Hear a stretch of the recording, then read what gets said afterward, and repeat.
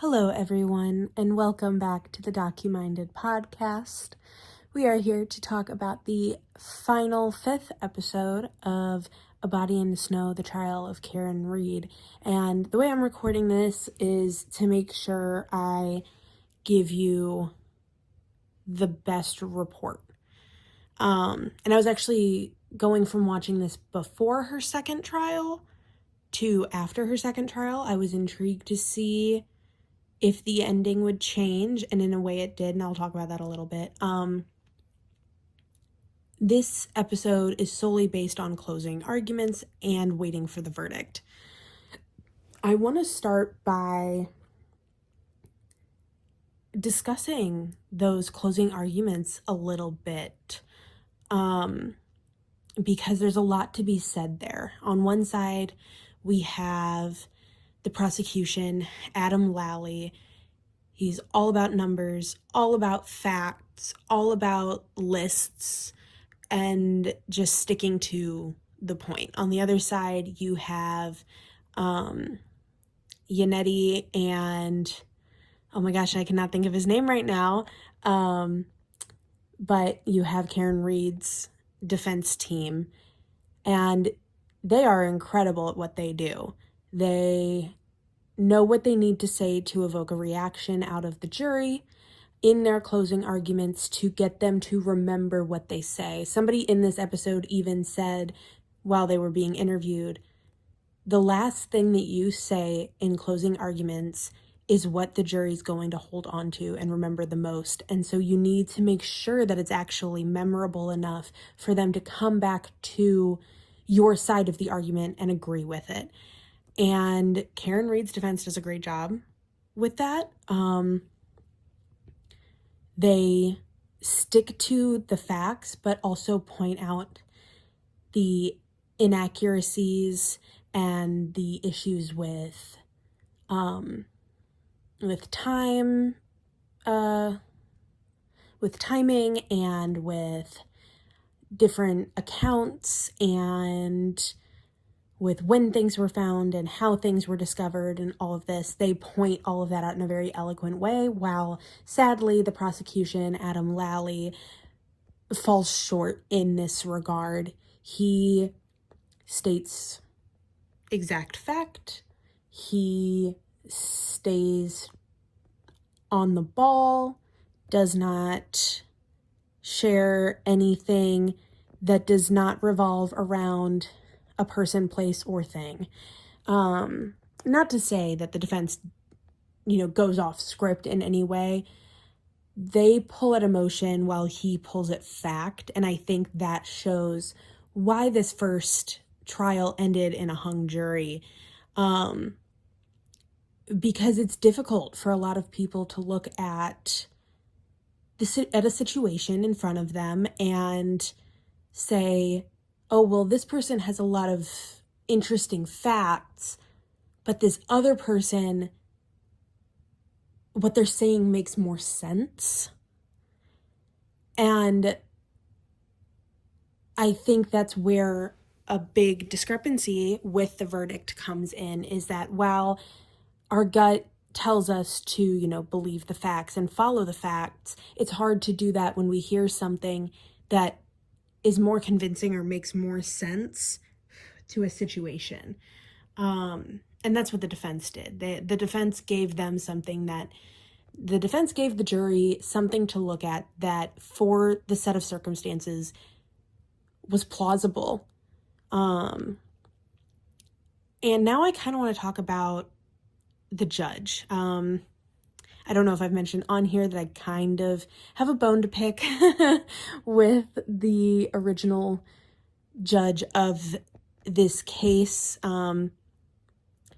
When you watch the court proceedings, it is shown that maybe not even known to her, but it is very clear to an outside observer that she has a bias for letting the prosecution get away with more than the defense is allowed to get away with.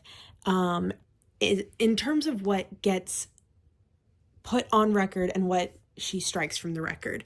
But as one of the people interviewed in this documentary very eloquently states, like, you can't put toothpaste back in the tube. And I think that's a big issue with this case, is that, you know, the judge can, you know, she can hit her gavel and tell them to strike it from the records and tell the jury to disregard what's said. But at the end of the day, the jury heard it. The jury saw someone say it. They heard what they heard, and you're not going to get people to easily move on from that, even if you tell them they have to. It's always going to be in the back of their minds in a subconscious way, or a conscious way, even in some cases. And so we go into deliberation.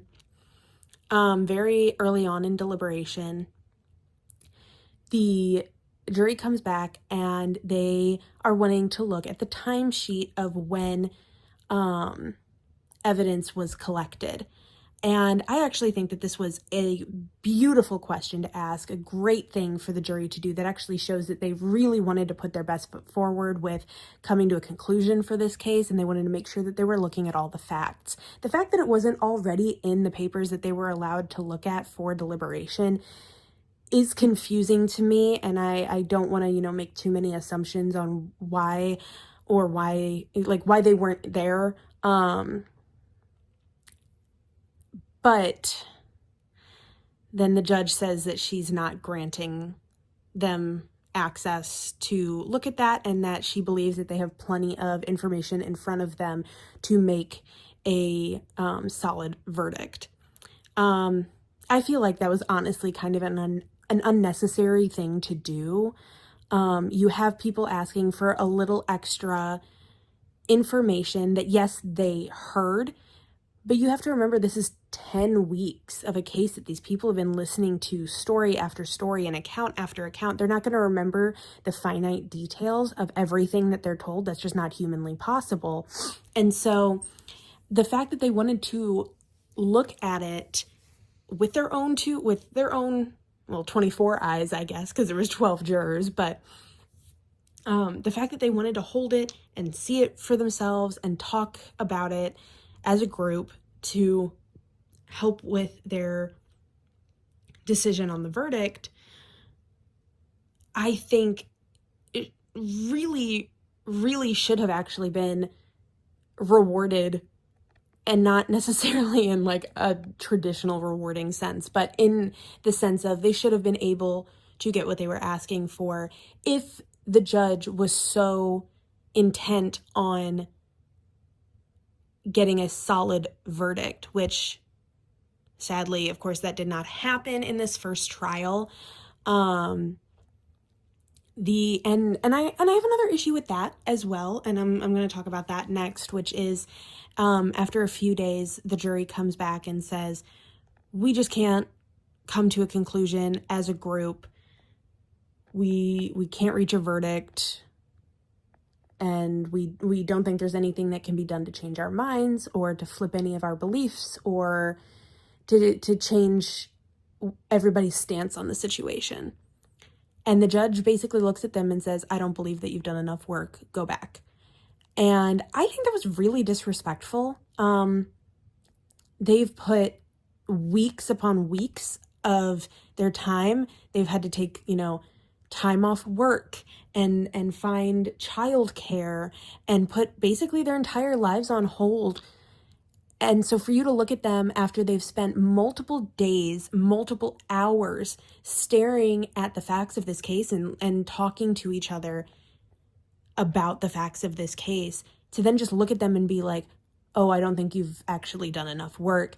It's highly disrespectful, especially considering she sends them back.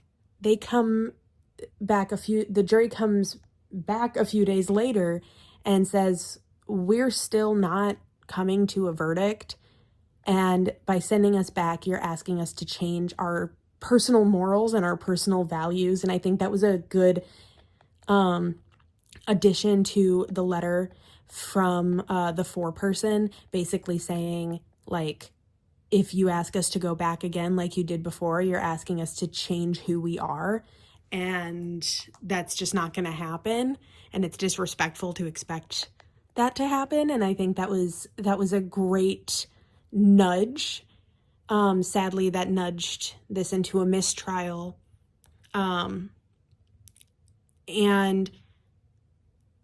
as the defense team said, it's a success, but it's not a victory. And I think there's a very beautiful way of putting that, because she's not in prison. You know, she wasn't taken away in handcuffs.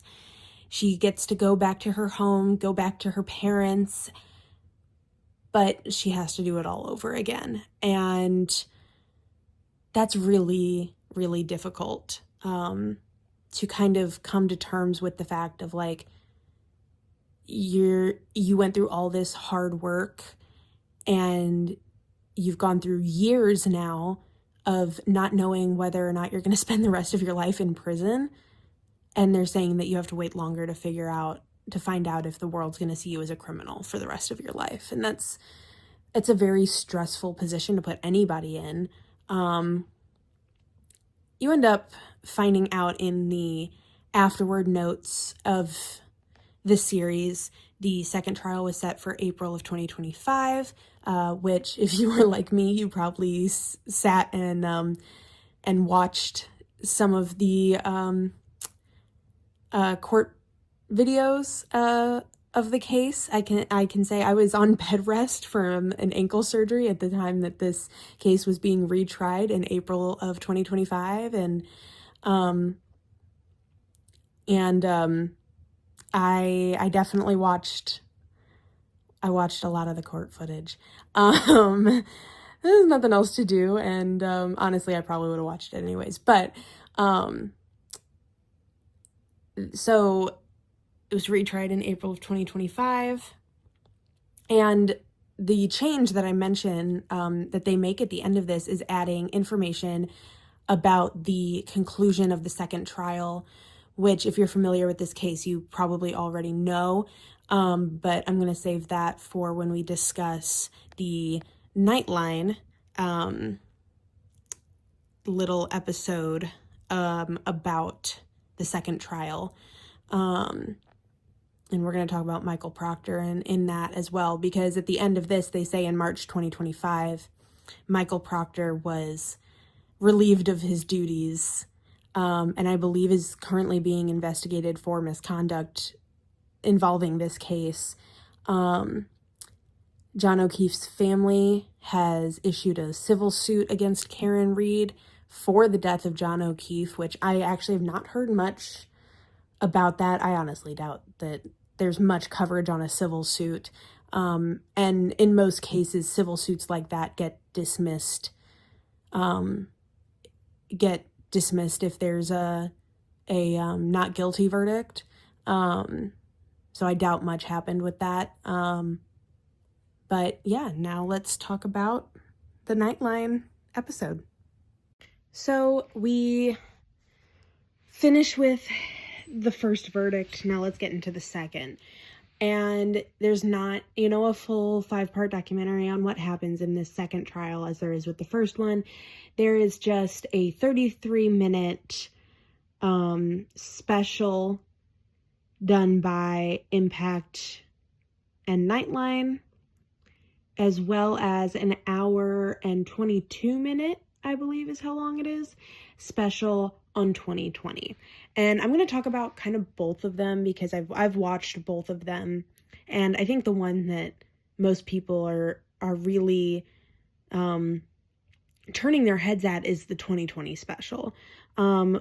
With the Nightline special, you kind of get a rundown of what happened, and kind of a preview for those who don't know the case that well. You also get to hear from a juror that was in the first case, and you hear that they were not properly, they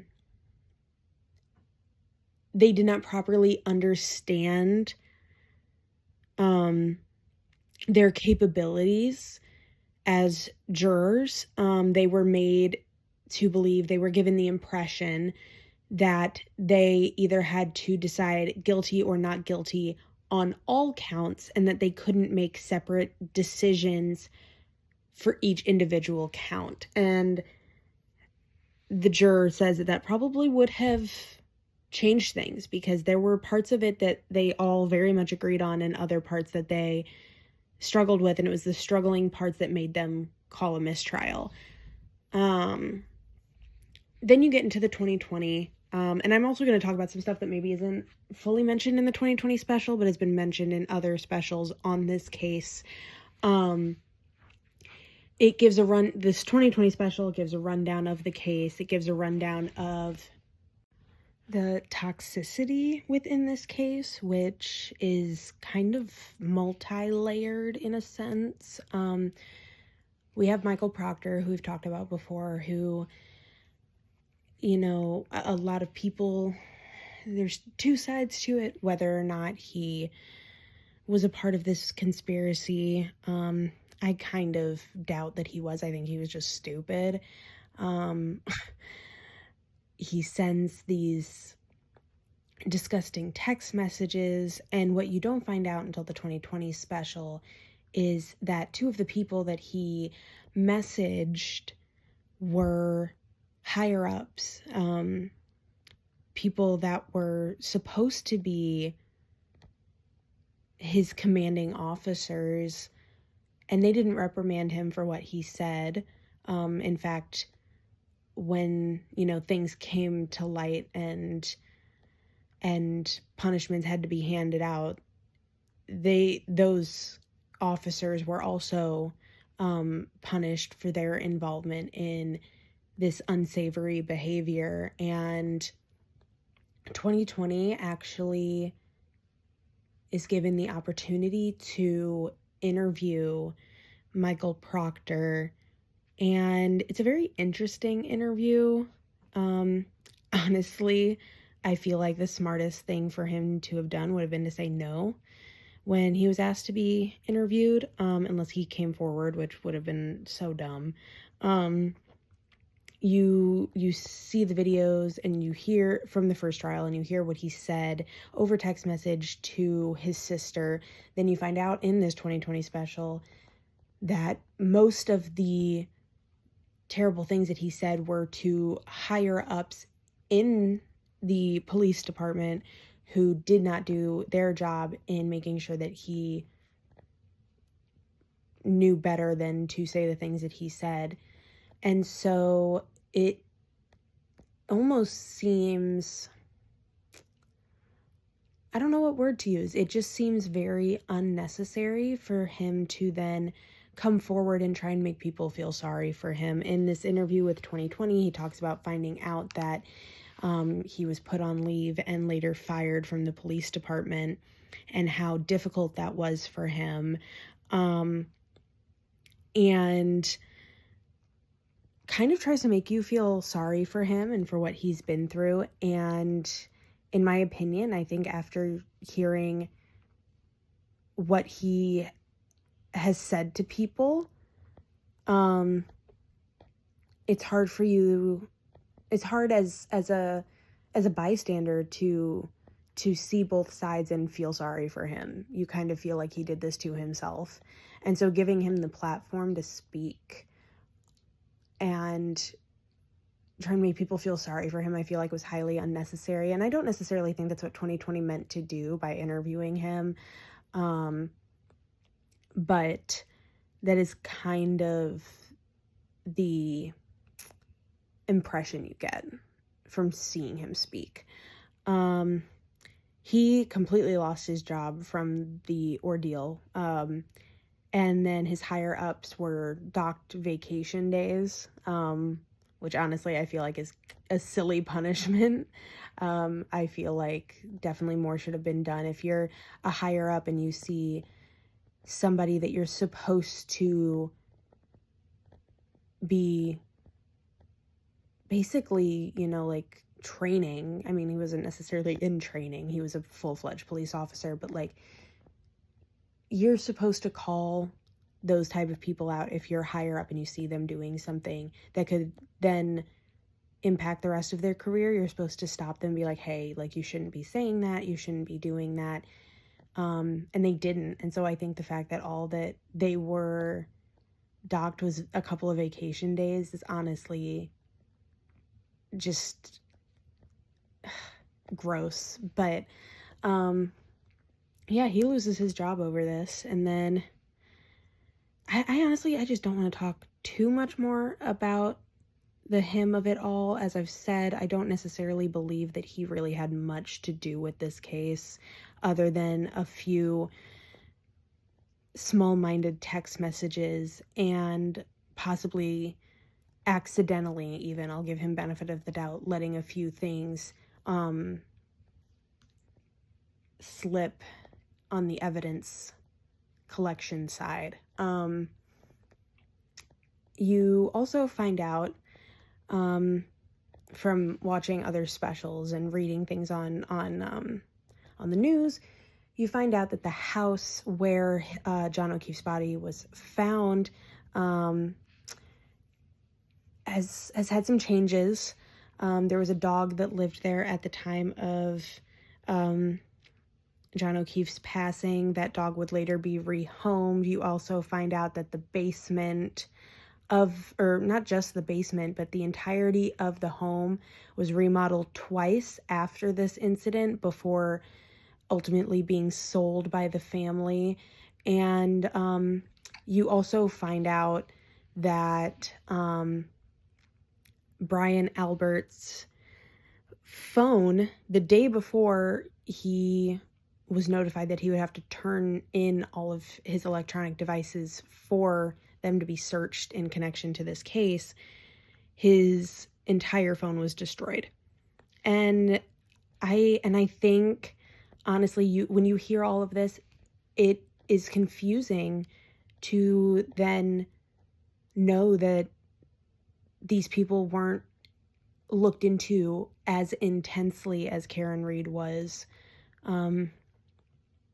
because there was so much more going on for them that made them look suspicious and should have possibly turned heads. But whether it's on accident or on purpose, I think when you're in a bubble like a law enforcement bubble, you don't look as suspiciously at certain actions done by law enforcement officers as you would if they were just a normal person involved in this case that wasn't in law enforcement. And so I think that's why there's some blind eye turning happening. But ultimately, Karen Read was found not guilty of murdering John O'Keefe, and she was, though, found guilty, I believe, of like driving while intoxicated or something along those lines, and is paying like a fine or something for that, which honestly is the best outcome you can expect for a situation like this. When you know the intensity that the state turned around after the mistrial and said, oh no, we'll be coming back to try her again for this. And they tried. I mean, I can't say that they didn't try harder. The prosecution, this second go around, they put a new prosecutor up, which I think was the best thing they could have done. Adam Lally was kind of, he stuck out like a sore thumb in the fact that he was not going to be able to make any part of this case memorable in his favor to the jury. And so I do think that them bringing in a new prosecutor was ultimately a good move. But at the end of the day, it did not give the state a win in this regard. Karen Read was found not guilty. I believe she's not guilty. I don't necessarily know if I believe a planned cover-up, though, which is kind of what they, not necessarily, I guess I shouldn't say planned, but like they kind of, the defense spins the tale of a cover-up from the beginning, and a lot of it makes very good sense, very good sense, wow, I can't talk, they make some good points, when discussing, a cover-up. Honestly, to me, I think you had this unknown male, John O'Keefe, the victim, coming into a home with a dog that was already known to be volatile. He comes in the house, the dog doesn't recognize him, stranger danger, attacks. In the heat of the moment of, them trying to get the dog away from him and him trying to get the dog off of him, he somehow falls back and hits his head and is unconscious. And the people around him think, oh my God, a police officer just died inside our home, and the best thing that they can come up with is taking him outside and making it look like a weather-related accident. And I genuinely think that is the most realistic scenario. But I don't know. And we'll never know, and I think we kind of have to just be okay with that, because nobody's going to come forward and say what really happened, and now it's over. So, next week will be a one-off documentary. We'll be looking at the Netflix documentary Audrey and Daisy.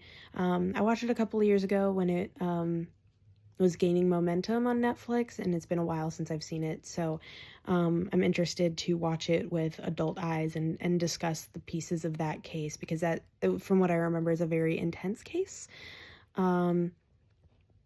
And in a similar vein to this one, kind of a letdown in the law enforcement department. Not that I want to fully focus on cases just like that. We'll focus on ones where law enforcement does their job, I promise. But yeah, let me know what you think is the case with this case, and maybe something will happen later on and we'll find out more information. I kind of doubt it. I have a feeling this will kind of fade away now that it's over and out of the limelight, and we'll move on, and there'll be some other big case that the world will get obsessed with, and something will happen with that, and the world goes on. So, sadly, that means, no justice for John O'Keefe and his family and his friends who deserve to know what happened to him. And that's a difficult thing for them to work through, and I do deeply feel for them on that journey of kind of figuring out what life is like after going through this. But yeah, that's the John O'Keefe case, Karen Reed case of public opinion, whatever you want to call it. And I'll see you next time. Stay safe.